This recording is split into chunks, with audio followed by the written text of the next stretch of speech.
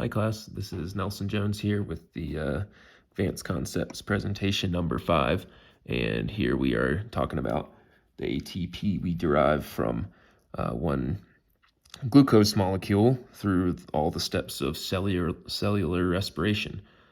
So let's just go ahead and get right into it here. We're looking at glycolysis as our first step, and thinking about ATP used and created and NADH created. In the first half, steps 1 and 3, we are investing 2 ATP into the process and consuming those for the cycle of glycolysis.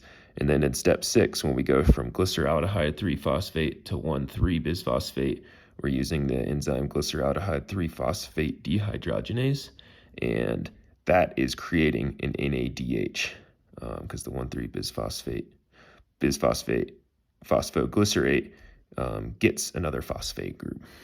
And then in the next step, when we go from 1,3-bisphosphoglycerate to 3-phosphoglycerate with the enzyme phosphoglycerate kinase, we're creating an ATP. And then the last step where we go from phosphoenolpyruvate to pyruvate with the enzyme pyruvate kinase, we're creating an ATP. And since right here in this step we have 2 of these, all these numbers here, like the NADH, the one that we create, and the 2 ATPs we create, can be doubled.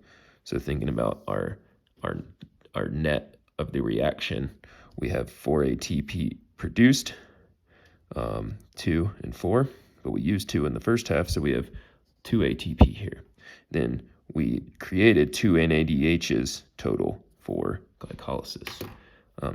So if we move on to pyruvate oxidation and the Krebs cycle or the citric acid cycle, we have our 2 pyruvate molecules here, and when we go to acetyl-CoA so that it can enter into the citric acid cycle, we are creating an NADH there with the enzyme pyruvate dehydrogenase.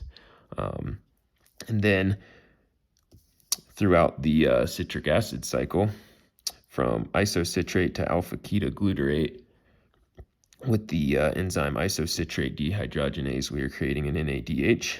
And then the next step, from alpha-ketoglutarate to succinyl-CoA, with the enzyme alpha-ketoglutarate dehydrogenase, we're creating another NADH.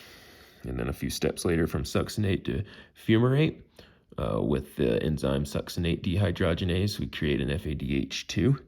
And then the last step, from malate to oxaloacetate, with the enzyme malate dehydrogenase, we are creating another NADH2.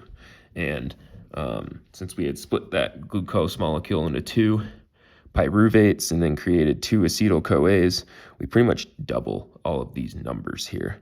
So we have 6 NADHs, 2 FADH2s, oops, get that in the screen, and then we have 2 ATPs, and then we have from pyruvate to acetyl-CoA 2 more NADHs. So that's our tally for pyruvate oxidation and the citric acid cycle. And as we're kind of looking here, all those NADHs we created are given to the electrons, or excuse me, the electrons are given to complex 1. All the FADH2s we created, electrons are given to complex 2. Those create that energy gradient as they're passed along to the different complexes 3 and 4. Those pump protons into the inner membrane space from the mitochondrial matrix, creates that concentration gradient as it goes through ATP synthase to be created into ATP. And it used to be believed that 1 NADH created 3 ATP and 1 FADH2 created 2 ATP, which would yield you a total of 36 to 38 ATP. But now it's known that 1 NADH gives you 2.5 ATP and 1 FADH2 gives you 1.5 ATP. So let me just grab the back of this piece of paper here, and we'll kind of do a total count here.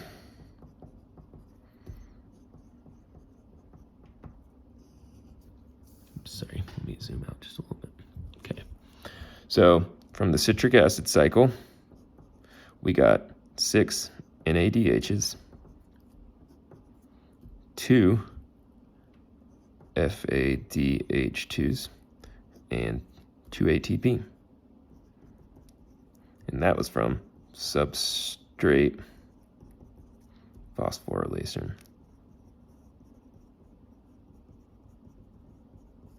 Then, from pyruvate oxidation, we got 2 NADHs.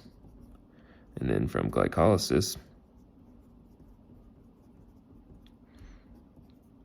we got 2 NADHs and 2 ATPs. And the ATP we generated from glycolysis was anaerobic conditions, so without oxygen.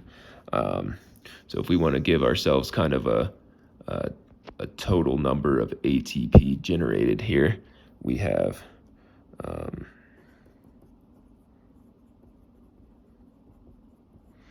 is equal to our 10 NADHs times 2.5 ATP per plus our 2 FADH2s times 1.5 per plus our just 2 ATP from the citric acid cycle gives us 25 plus 3 plus 2.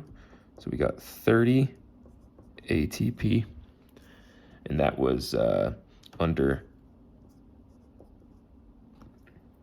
aerobic conditions.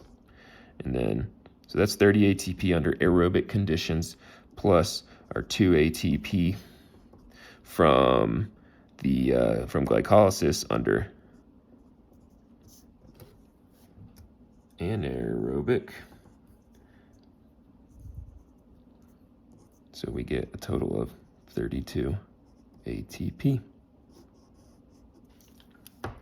I hope that was helpful in explaining the whole situation of how we generate ATP from one glucose molecule and gives us a total of 32 ATP generated through all of the steps, 30 through anaerobic conditions plus our 2 from 30 from aerobic conditions plus our 2 from anaerobic conditions. Looking forward to seeing everyone else's presentation, and let me know if you have any questions. Hope everyone has a great day. Bye.